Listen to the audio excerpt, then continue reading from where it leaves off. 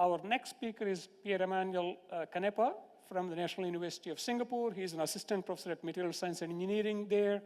And he wanted me to keep his introduction short, but I'll just briefly say that he did his bachelor's and master's from University of Torino, and a PhD from University of Kent, and postdoc at MIT. And then now he has also won prestigious awards from Singaporean government. And then he's going to tell us about sodium-ion batteries. Please. Thank you very much for the kind introduction.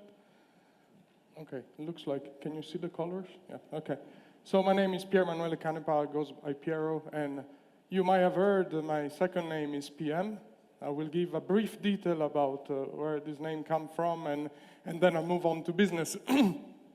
So my first task is to tell you about the rise of sodium-ion batteries. My colleagues yesterday and the other day spoke about a bit sodium and mostly about lithium, but my second task, and this was given to me by Tony, is to also elucidate some of the computational methodologies. So with that in mind, I'll move to a brief introduction about myself. So why the Piemonte Mule, aka PM? So I come from this region of Italy. It's up here in the northern Italy, and excellent wine, excellent scenery, but also, I don't know how much you can see, excellent mule, perhaps prime mule. So apparently I'm stubborn like a mule, and here I am. Okay, let me acknowledge the people that contributed to this work. We are talking about Ministry of Education in Singapore, National Research Foundation, ANR in France. We have a grant together with the French people, and the primary contributor here are Unique Mahoney at LRCS in France, and my postdoc, Ziyu Deng. We have also contribution from Anthony Chitham and Christian Mascalier, who participate in advising us on the synthesis of some of the material that I will show about. Funding from Tyson and Tiamat, which is a spin-off company of LRCS. With that in mind, my laboratory does several things. I call it a Canepa research galaxy, but whatever. There are only a few stars for now. In any case, today I will talk about intercalation battery at the beginning, and then later about ion transport. So we do this using the computer, and as my colleague, we are the computation, Judith was saying, we are the computational fox that she relies now and again on. Why going beyond lithium-ion batteries? So Professor Cedar yesterday mentioned that, in fact, cobalt and lithium, as well as nickel, are geopolitically constrained, and the rise of lithium demand perhaps my interest to look at alternative technology. Something, however, was not mentioned, and to me is very much important, is that the extraction of lithium happened in certain countries, as well as transition metal, and then most of the transformation happened at the other end of the world. Right? So China, Korea, Japan are highly involved in the transformation of this material, which introduce additional costs and perhaps might represent a bottleneck unless every country will have its own Tesla gigafactory. With that, I believe there is a need for finding diverse platform to lithium-ion batteries, and this enables me to introduce you to sodium-ion and what are the advantages of looking into sodium-ion as an alternative to lithium-ion, not a complementary technology, actually not an alternative. There are a number of companies that have invested in this technology. Faradium perhaps is the long-lived company in this field. This is a UK company recently bought by India, by an Indian conglomerate. Tiamat is the company we work together, but there are also other activity on the planet. The ubiquitous of sodium is the most important thing here. You can extract it from the seawater, right? So you don't need to have any geochemical process involved into that, whereby you mine your raw material or out of planet. And then a second, not secondary aspect is sodium-ion chemistry used in expensive aluminum current collectors, which is not, it might sound a little bit a minor point, but is actually pretty important to me. There's been a lot of work ongoing on the all solid-state batteries, a lot of hypes. Everybody wants to work on this at the moment. To me, yeah, we solve one problem by adding other. Of course, the holy grail of this technology would be to replace graphite anodes with energy-dense lithium metal or energy-dense sodium metal if you were to go to a sodium technology. These introduce a lot of challenges at the interfaces. Here, for example, I'm showing you dendrite grow or loss of contact and so on and so forth. There are, however, some unique aspects such as you can develop battery that are solid states, whereby your solid electrolyte, which is here shown as this with this marble-like texture, are set in the stack configuration. Whether they will be available soon or in 20 or 40 years, we don't know about it. And this brings me to the device, one of the devices that we've been working together with our French colleague. We call it the Oreo Battery. Effectively, what you take is powder of electrodes. We are talking about sodium vanadium phosphate at a specific state of charge. Here is used as a nanomaterial. Then you take a NaSICON solid electrolyte, and you take a NaSICON cathode material sodium vanadium phosphate as a cathode material, so you discharge it at a certain level of sodium content, and you plasma sinter all this powder so that you can form these Oreo-like batteries. So what is the beauty of this technology?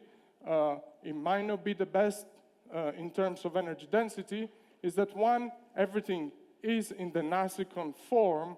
You have all the powder, either the electrodes or the electrolyte in the NaSICON type crystal structure, so this diminishes potentially the lattice mismatch between the different powder that you mix.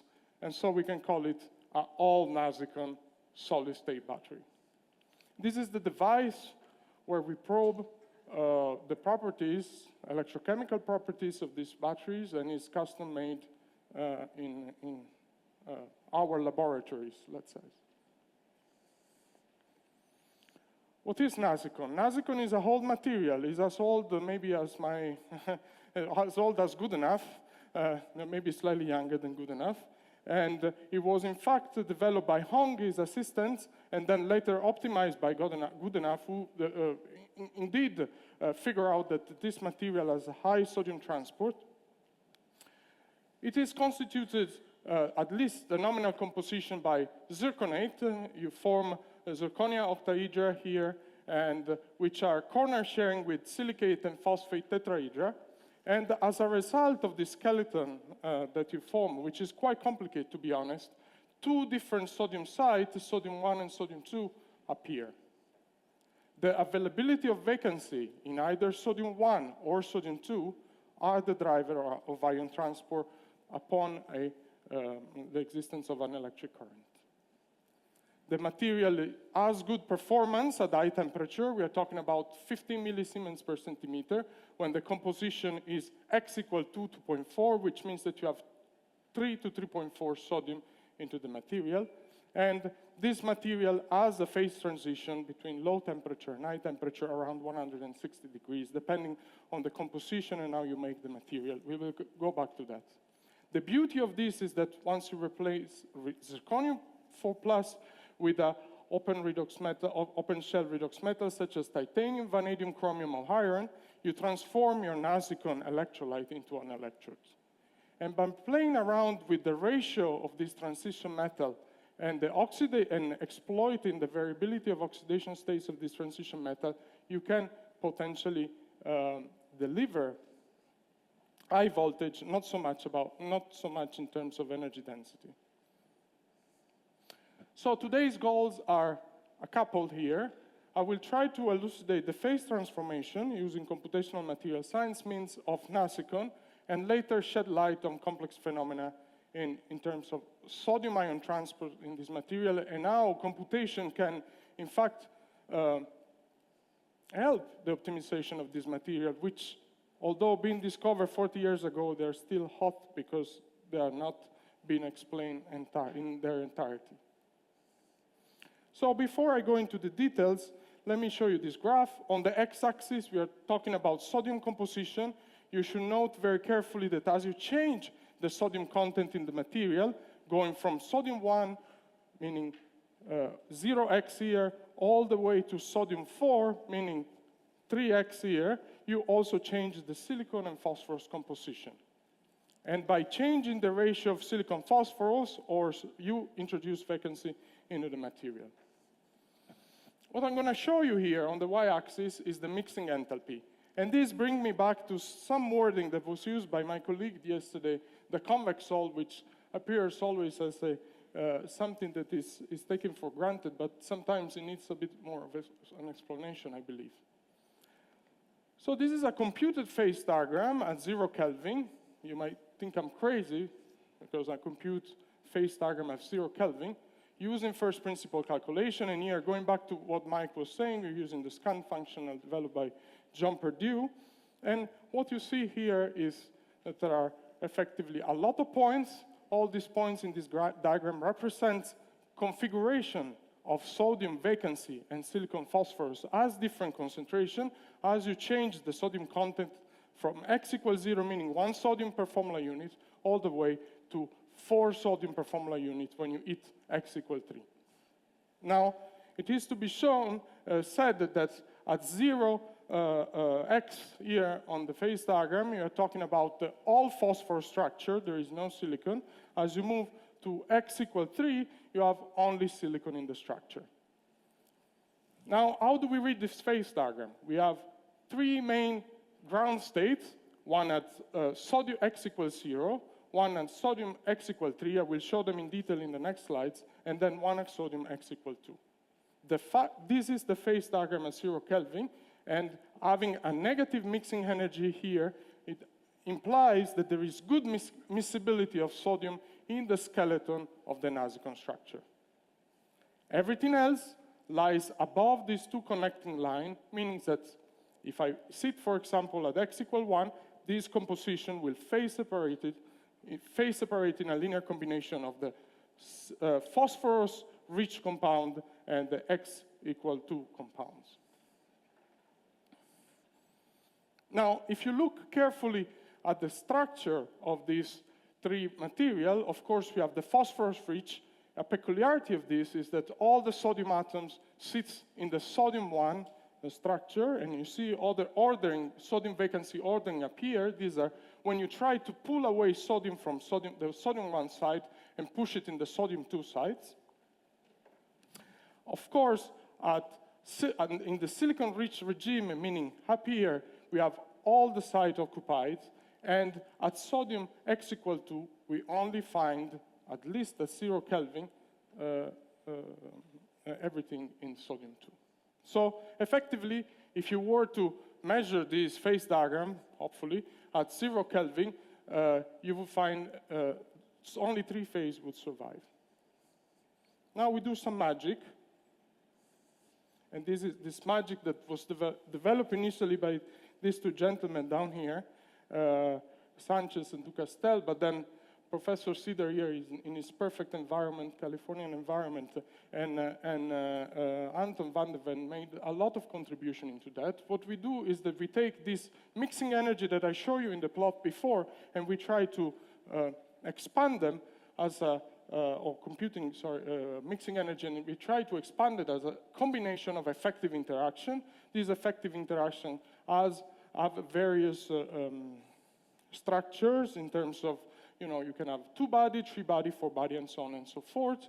And with a bit of black magic, we construct an Hamiltonian that enables us to probe the Gibbs free energy space.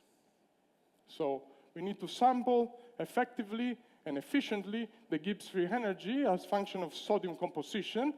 And as you know, as we change the sodium content, we also change the silicon and phosphorus content. These introduce significant complication in how you perform this so-called cluster expansion. And we use this to, again, probe the Gibbs free energy. So this is the phase diagram that comes out. This is the usual phase diagram that you study in material science or any inorganic chemistry class at the university. In your first year, you have temperature on the y-axis, composition. Again, here we are changing composition in terms of sodium vacancy and silicon phosphorus content as we go from left to right, being 0 the phosphorus rich and 3 the silicon rich composition. This is quite interesting because, first of all, allow me to say that it took us about 6 months to develop this phase diagram. It took our community 40, maybe nowadays 50 years to develop maybe a handful of points in this phase space, right? So there is a significant advantage to have a computational person or colleague to develop phase diagram of this kind because they can inform your experimentation and maybe guide your experimentation. So what we see here is, again, if you look in details at this phase diagram, at 0 sodium content, you have a single phase here. At silicon-rich content, meaning all the sodium are occupied and the material now contains only silicon, you have another single phase. And at sodium 2, you have a single phase that is very narrow at the beginning. Remember, this is the bottom of the so-called phase diagram at 0 Kelvin. But then the miscibility of sodium increases suddenly as you increase the temperature.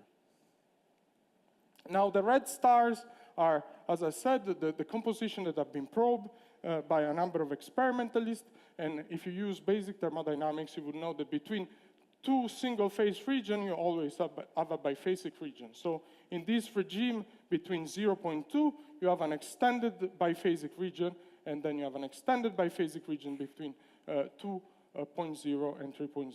That means that, effectively, if you were to synthesize a material at this composition, as this gentleman, my French colleague, did some time ago, it should phase separate in a linear combination of these two compositions.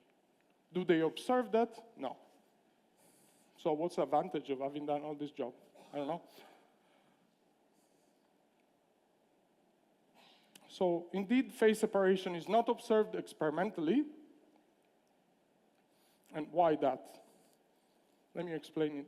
Let me explain that in the next slides. But what I want to show you here is that you can indeed extract more information from this phase diagram. It doesn't end there. You can extract sodium occupation as function of temperature, and this is quite relevant for experimentalists. If you wanted to resolve complicated structures such as NaSICON, NaSICON is not a trivial structure to resolve using standard ritual refinement. It takes some effort. And here, at different temperature, you can get the various occupation of the sodium site, sodium 2 here, sodium 1 in blue, sodium 2 in red, and then, as you can see, there is a qualitative agreement with experiments.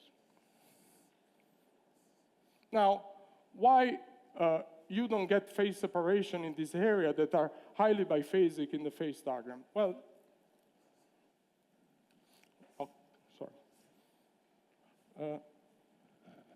well, phase separation implies that even if you were to synthesize your material at extremely high temperature, which is the case with NaSICON, unfortunately, because you use the dry method or the high temperature synthesis, that would imply silicate and phosphate to migrate or intermigrate into the lattice of the material. So this, we attempt to compute a barrier or a migration barrier for silicon to exchange with phosphorus, and is about 6 electron volts. So it's an insurmountable barrier that even if you kick your furnace to, extremely elevated temperature, you might not enable this silicate phosphate exchange. So this is why we don't observe phase separation in this material. But let's use this information to our advantage to explain other things. So this is again the phase diagram that we computed by changing the sodium content in the silicon phosphate-based NaSICON containing zirconium material. As I told you, we have two-phase regime. This is computation. It's not necessarily represented in its entirety by experiment. You have two-phase region between x equal 1 and 3, between x equal 3 and 4, and you have a single phase in the middle. Now, this is for the electrolyte material. Allow me to overlay the voltage curve as I change my material on the x-axis from an electrolyte to an electrode. So this is the voltage curve that you can measure as you were to now substitute zirconium by titanium, and we are working here only in the phosphate modes. And what you can see is a commonality between all these voltage curve on the titanium-based NaSICON, vanadium-based NaSICON, chromium-based NaSICON, and iron-based NaSICON. There is always a two-phase region, so whenever you see a flat line in this voltage curve, as function of voltage and composition, this means that you are extracting or intercalating sodium into this NaSICON architecture. Whenever you see a flat line here is an indication of biphasic behavior, sorry. This biphasic behavior is of course driven here by the fact that you are just separating sodium and electron, which is a very easy process, not as hard as transferring or exchanging silicon and phosphorus in your material. So our phase diagram, though not very useful to explain all the phase space of the zirconium-based NaSICON, is indeed relevant to understand what are, or at least give a good, a general picture on how sodium behaves in this NaSICON electrode material. With that, let me switch to my conclusion for this first part of the talk. We can provide a temperature composition of a complex material. It is indeed a daunting task to compute this phase diagram, but at the same time, they're very valuable because they can shed light on the phase stability of this material. And then as one of the outcome, we can show and we identify why the distribution of phosphorus as silicon species is pretty much locked in at the synthesis stages when you synthesize the material, and even more so when you sinter them later. So there is nothing you can do. Phase separation is not observed. There is good miscibility between silicate and phosphate in this NaSICON-based material. Now, the second part of my talk relates to ion transport, and again, is in the frame of solid electrolyte. We do also other work in my laboratory, but it's just to make a coherent story here. So there's been a lot of attention in polyanion solid electrolyte, and perhaps this class of material here called LGPS, or containing glass former materials such as germanium, tin, and silicon, have been highly targeted by the Japanese community. These are the glasses or even crystalline material that have the highest lithium conductivities, and so they are very appreciated by the electrochemical community and the battery community. LASICON is another one of them, and NaSICON, of course, which is the material that I will use as a template here, again, to explain what I want to explain, is one of these fast ion conductor. An important properties of this material is that you always have silicate, phosphate, or germanate, or thiogermanate, thiosilicate, where this cation 4+, being 4+ or 5+, they all form rather stable tetrahedra that then are corner share or sometimes edge share, and so on and so forth. Now, they're all disorder in this network, so when you synthesize them, you try to resolve the with exadion neutron destruction of this material.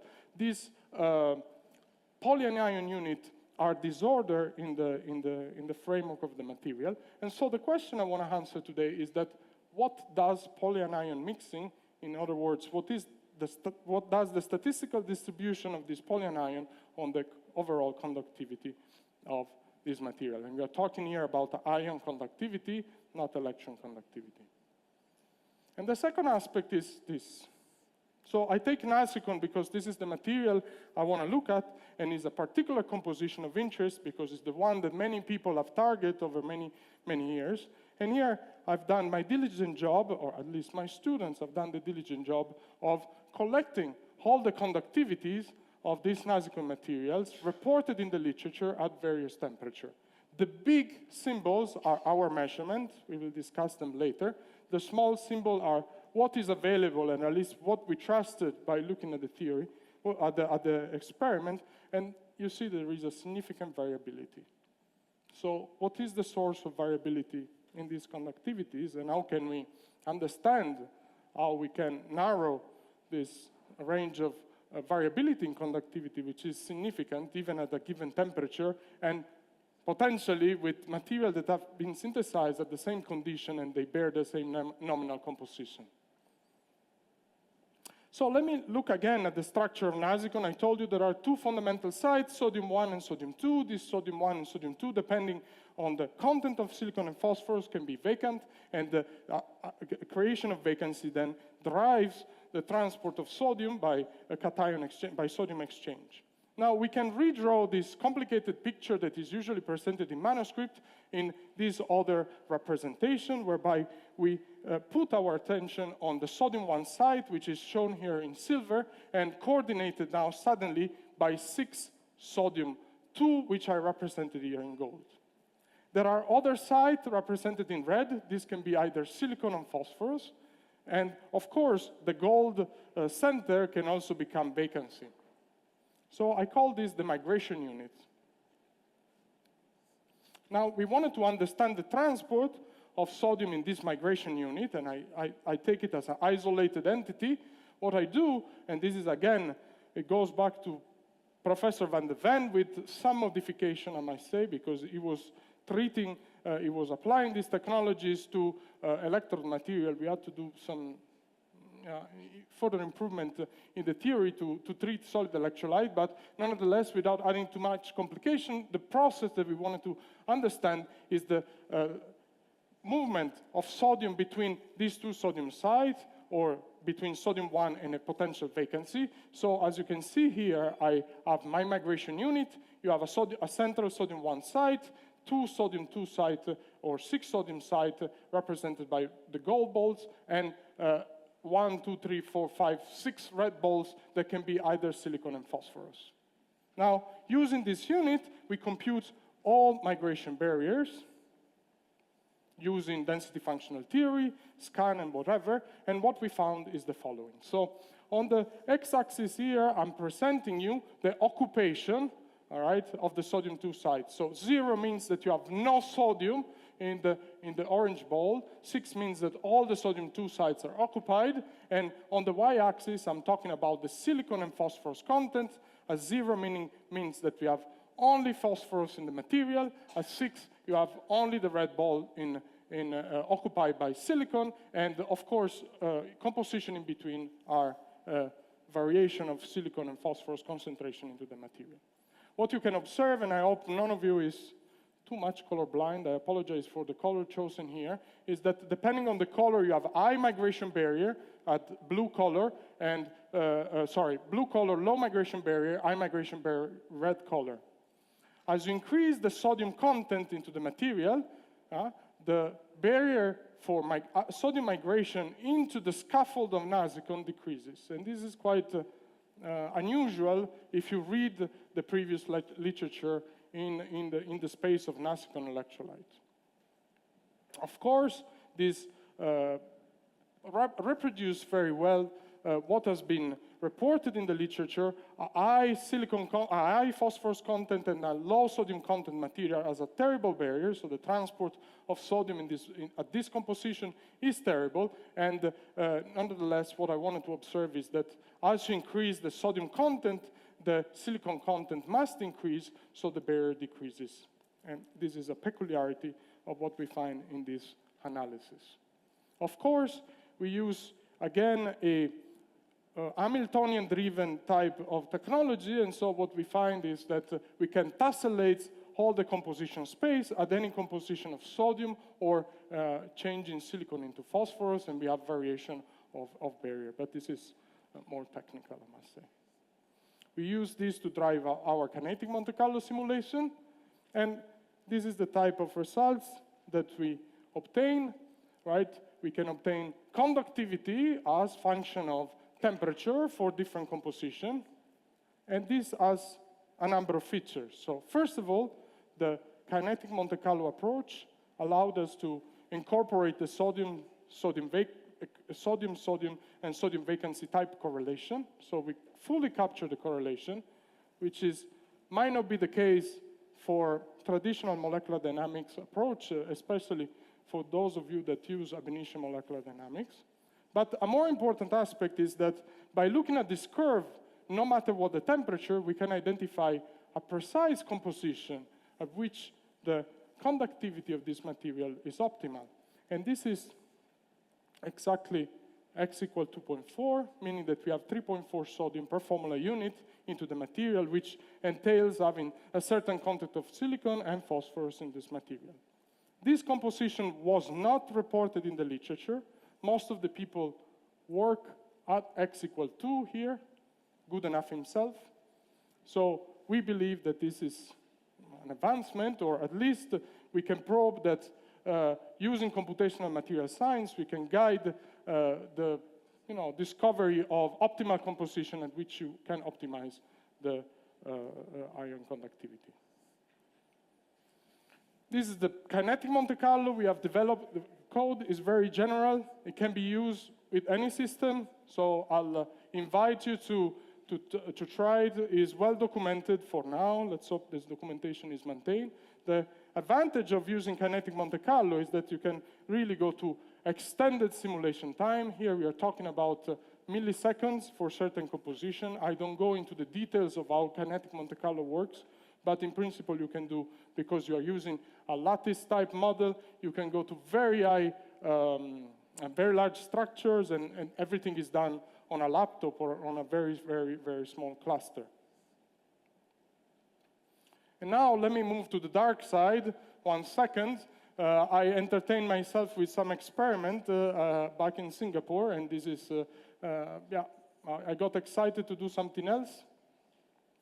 So we have, together with a French colleague, we have put together some syntheses. Of course, we have synthesized the sodium 3.4 composition. This is crystallized in a monoclinic structure. We also synthesized the 3.0 and 2.5. This is the traditional composition developed by Goodenough. And zirconia is always present in this sample. We have now a strategy to eliminate zirconia from this sample, and it might appear soon in the literature, I hope. So it's not just Star Wars type thing. You can use a lightsaber in your laboratory, and here we are trying to use lightsaber to, and this is the cryostat, to measure a sample of NaSICON. You go to low temperature and to do impedance spectroscopy. Here I'm showing you, and I hope you can see, I don't know, I cannot see very well from here, but there is a pellet of highly sintered NaSICON, 95% and beyond, of this NaSICON material, in particular 3.4. And what you find is this type of spectra, impedance spectra. This is the low temperature measurement. We went down to 193 Kelvin. You can identify two main features. There is a small semicircle here, which represents the transport of sodium in the bulk material, and then there is a grain boundary feature that disappears very quickly as you increase the temperature of this material. The beauty of this is that at room temperature, you can achieve 5 millisiemens per centimeter on the lightly optimized material. I cannot say it's highly optimized. We can achieve much more, and there is no doping here.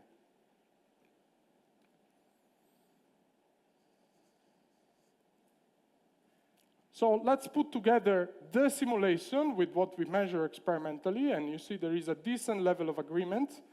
We have experiment at a degree of sintering higher than 90%, and an experiment of a degree of sintering at lower. This is a low quality sample, but it takes a lot of trial error to sinter this material properly. we do standard sintering. We didn't try spark plasma in this experiment, but you can see that simulation and experiment agree decently. So in that sense, we can reach the highest conductivity at 3.4. There is some oddity with respect to the composition 1.5, and if you ask me about that, I will not be able to answer anything. An interesting aspect of, at least, you can look more intensely to your kinetic Monte Carlo data, and now we have tessellated the particles of NaSICON with this hexagonal unit, and you can look at this hexagonal unit at a given temperature in terms of how hot or cool they are. The scale of hot and cool here represents the frequency of activation of these units in terms of how activated they are with respect to ion transport. And you can see here 3 compositions. So we are looking at sodium 1.3, so high phosphorus content, sodium 3.97, high silicon content. All the sodium sites are occupied, and the optimal composition that we have isolated by our simulation. So you see that at the optimal composition, all the sodium, the cell that tessellate our particle of NaSICON material becomes red. One would be tempted to say that the connectivity between different cells is related to percolation. If you ask me the question, I don't know whether we are really forming a percolation network. This is something that we are looking into. And at low sodium, high sodium content, when you have very low amount of vacancy in the material, of course, you see most of the material being blue. There are no activity, and there is a certain level of sparsity in terms of active migrating unit, and the same happens at very low sodium content and high phosphorus content. And with that, I'll move to my conclusion. I show you a kinetic Monte Carlo approach to really deal with statistical problem, whereby you have a disorder on silicate and phosphate in this material, but it could be applied on any solid electrolytes or ion conductor where you have this type of statistical disorder. I show you that we identify that as a, I don't want to call it the sign rule, but high silicon content NaSICON provides the highest conductivity. This is counterintuitive if you read any literature from Goodenough and above. It seems like that if you optimize your material and you dope it properly, and there I'm not going to give details now on how you dope it, you can indeed improve the conductivity. Sintering is not a trivial aspect in all this business. And this might be the death of NaSICON itself. I demonstrate, hopefully, that there is power in utilizing computational material science together with experiment, and we have applied these strategies to other NaSICON-based material, and I hope with that to thank you for your attention.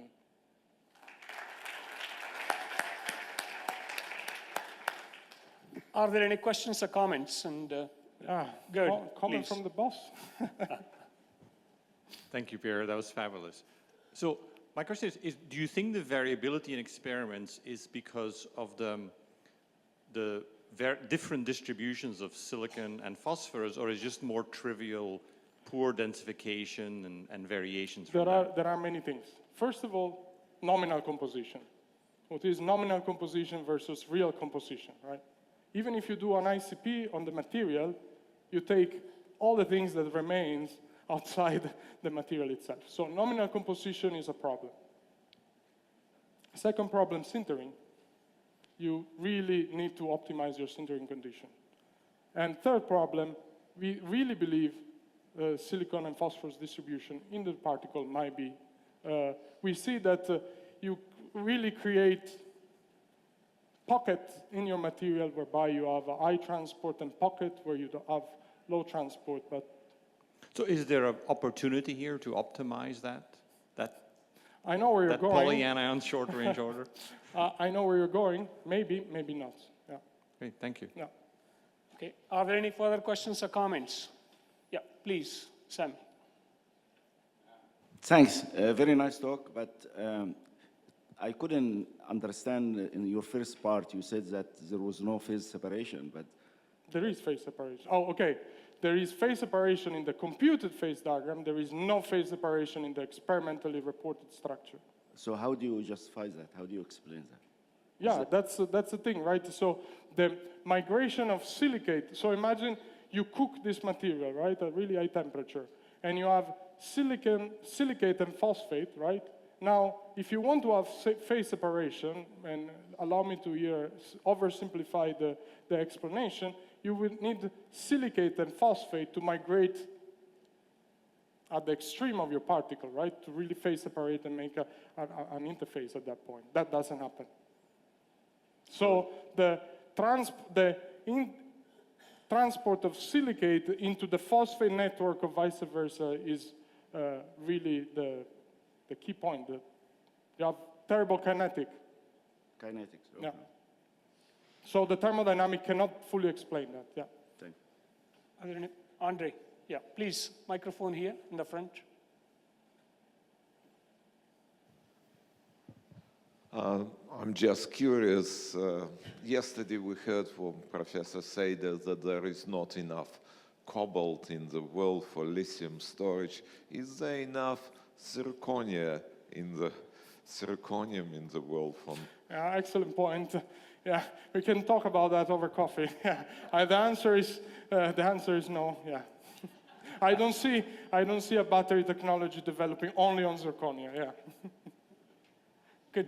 On that note, if there are no further questions, could you please join me to thank emerging leader talk speaker today, Professor Canepa. Thank you. Thank you very much.